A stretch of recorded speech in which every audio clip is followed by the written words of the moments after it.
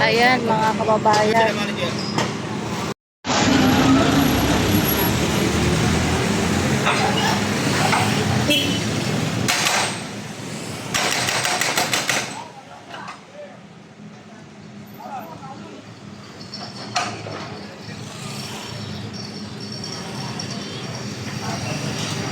Ayan mga kababayan, at andito po tayo ngayon sa may harap ng City Hall at ito po yung SM Manila.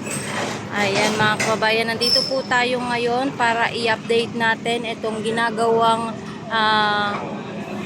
paglilinis or pagtatanggal ng mga declogging po dito sa harap ng SM Manila, na kahit Sabado ay meron pa rin po talagang gobyerno na hindi po talaga natutulog.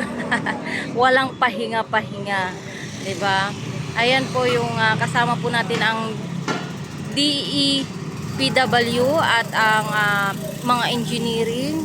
Ayan, at kasama po natin si Sir para dito po sa pangunguna ng kanyang declogging dito sa may harap po ng SM Manila. Ayan po.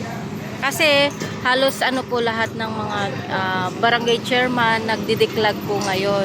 Ngayon, ito po ang ating mga engineering, yung mga kasama natin minsan ito sa clearing operation. Ito naman po yung kanilang ginagawa ngayon. Sila po ay nagdideclag. Bali, ito po yung gamit nila panghigop po dun sa basura po dyan.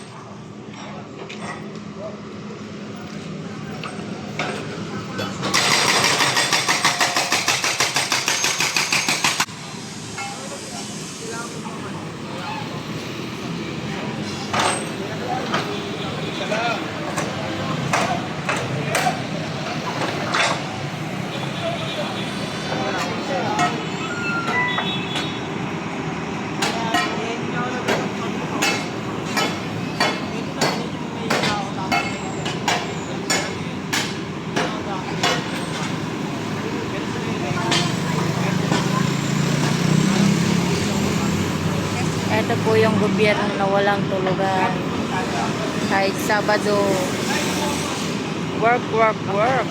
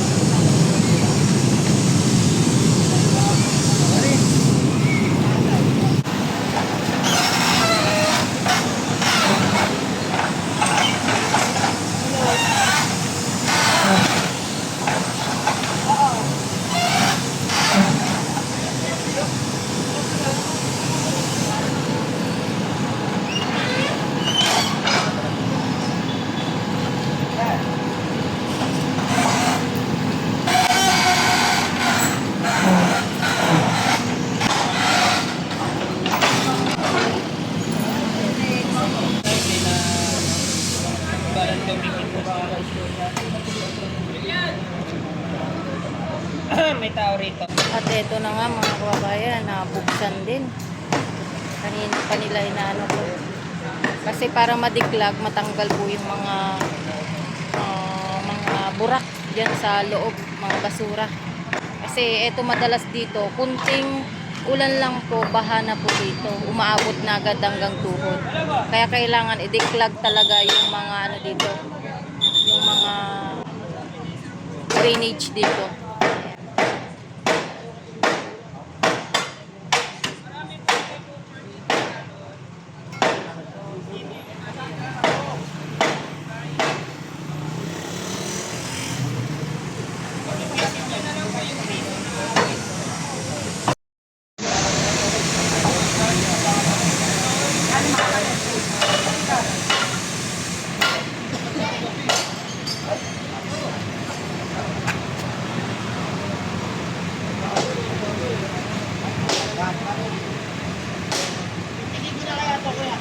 Oh, yan. Maganda. Diyan mo lang, kuya. Ay, tabi dyan.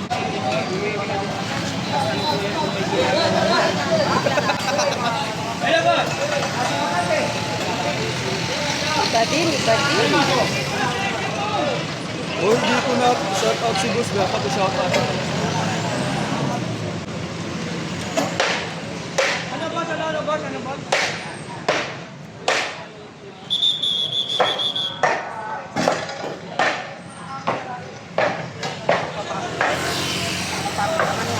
Ayan, medyo mahirap yung pagtanggal dito. Malapit pa rin ka. Ayan, mga kabayan, at andito po tayo ngayon sa harap ng City Hall at nililinisan po itong gilid-gilid ng City Hall kasi napakakapal na po ng putik, oh, mga kababayan.